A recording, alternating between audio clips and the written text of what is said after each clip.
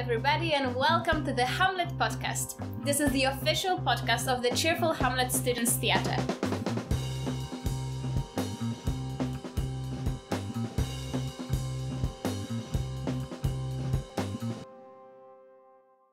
I am Weronika, and I'm today joined by the one and only Basia.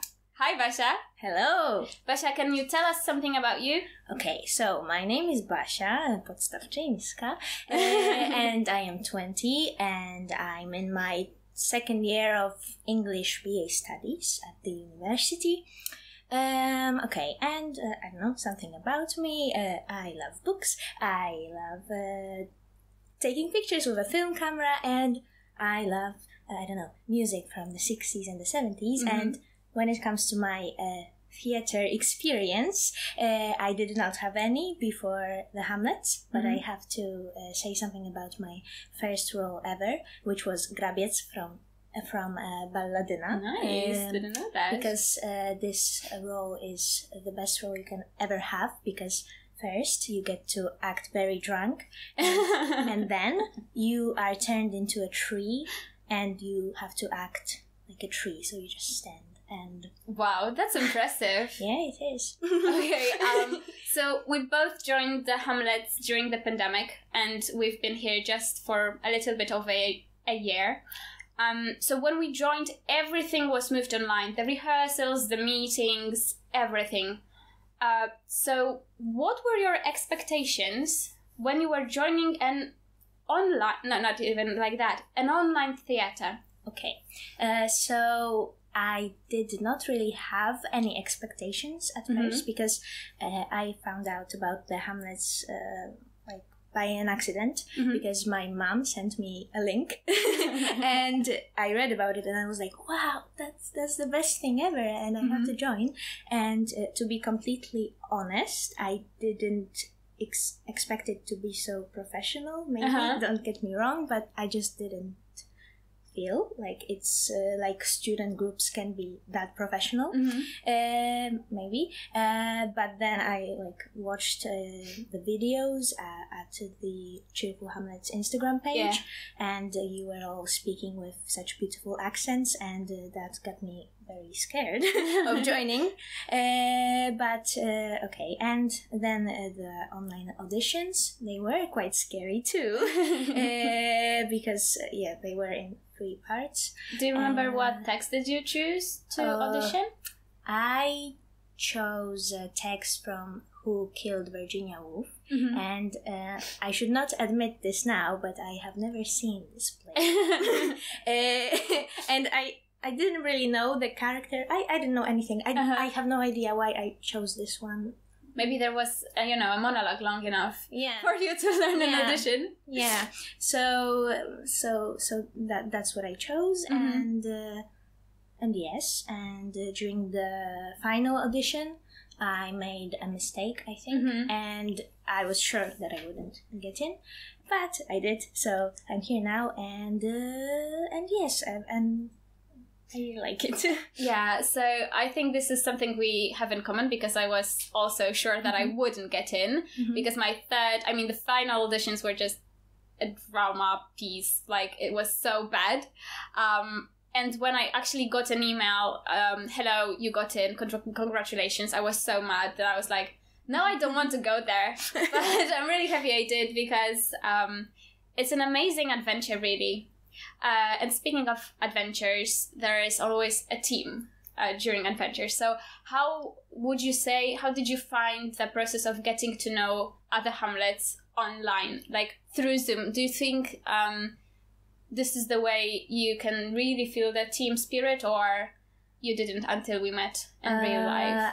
Okay, it's hard to say, because I don't feel that I was really a part. I didn't feel like a part of this team until we actually met in real life. But I don't know. Everyone was very welcoming, and but it's still it's hard to, I don't know, for example, it's hard to talk to individual people when you are all meeting in a group. Yeah, and you were a new one. Yes, and so I was I couldn't really say anything, and everyone knew each other already, so except us. So So that was a hard thing, and yes, so I think that when we like went on walks or had those little parties or something, then that was... I think that those walks that we organized were really the moment we could get to know each other so much better, because there were fewer people on those walks than online.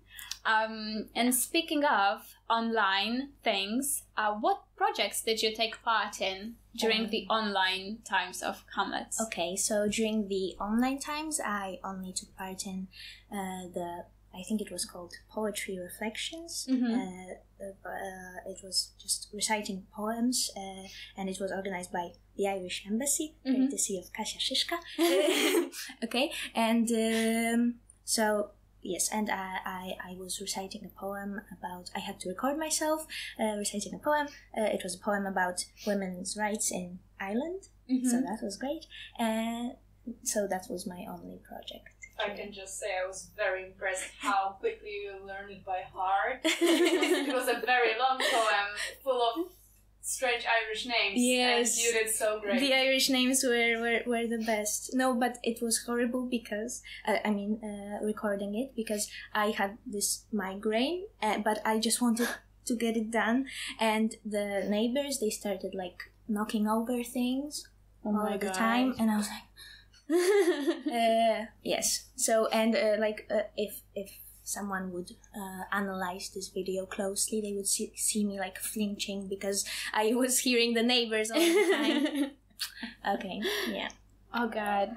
Yes, and it was great. And I know that the poem, it was about women's rights, and it was in January, so it was like when there was this heightened amount of women's strikes in Poland, and so this was like a great thing to like combine those two things. Yes, and I remember that I wore red lipstick, so just to show solidarity, and that was my statement that no one noticed probably, but I did. So that was a great thing also. Yeah, and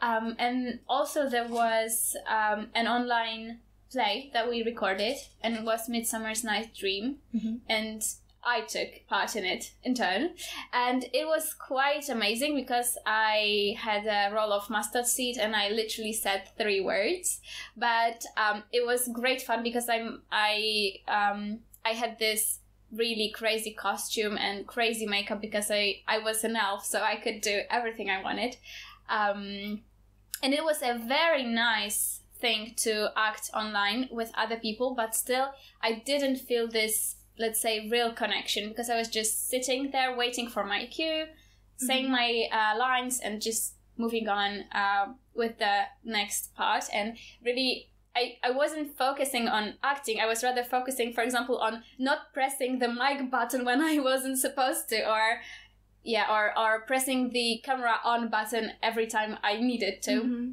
much more than acting. And it brings me to Much Ado About Nothing, which we managed to stage in person. Yeah, we did. We did. How would you say how this experience of staging Much Ado live, with live audience, with live actors, with the real stage, with real rehearsals, how does that compare to online projects? Okay, so you can't really compare those two because it was something completely different, but I know that we started Much Ado About Nothing rehearsals, oh my god, sorry, online, and this was like really hard, I guess, because we just were reading lines online, so we could really only act with our faces, I guess. So this was like, I didn't really feel it until we had the in-person rehearsals, and I remember our first in-person rehearsal. It wasn't at the institute yet because we couldn't have them at the institute at the time.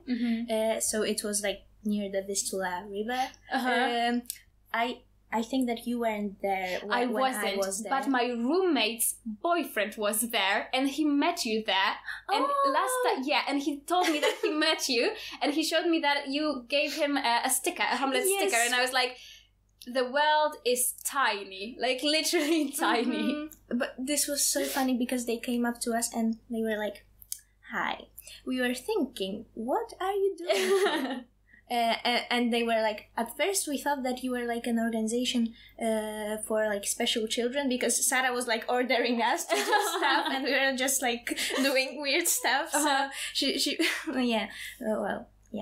so that. And also, I know that we recorded this rehearsal. Yeah. And when I watched it, there was a guy like professionally climbing rocks in the background, like with all the equipment. So that was also funny. You can't get it if you have rehearsals at the institute. Yeah, definitely. So yeah, and then so like the first things that I maybe noticed about myself during like the in-person rehearsals is that I had like a tough time maybe speaking louder, because we didn't really practice that, and I wasn't really prepared for that. And also like acting with my body, that was like different also. You played two very different characters, and how would you say switching between characters during the play, how was that? Okay, so I played Ursula. She was like a polite servant, and Seacole, who was like a sergeant of a kind, I don't know, like a soldier, I guess, and he was just supposed to be funny.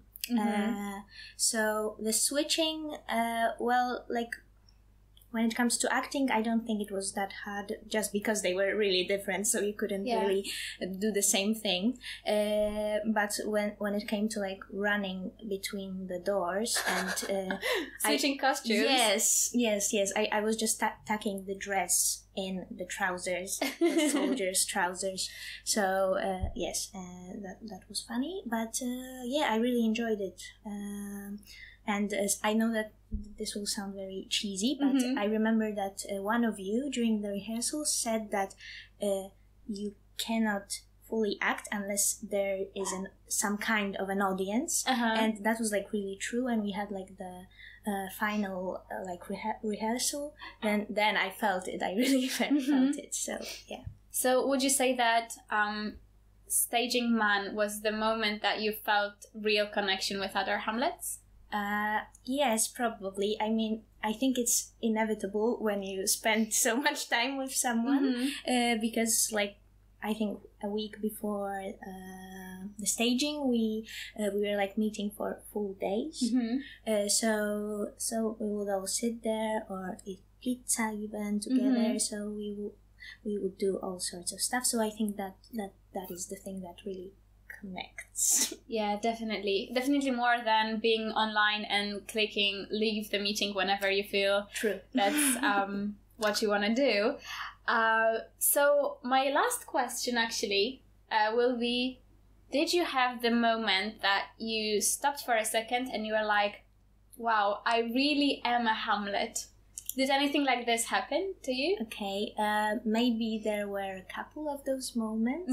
Like I would say maybe when we were like bowing at the end, and we didn't know this, but you have this tradition that you say, we are the Cheerful Hamlets or something. We didn't know that. And we didn't know this at the first time, and I was like bowing, and then you all just started saying it at the same time, and I was like, I don't know what to do. But still, that was like a moment. Wow, it's great. And then at the end of Much Ado About Nothing, there was this like little dancing scene when we would like go through the crowd. Yeah.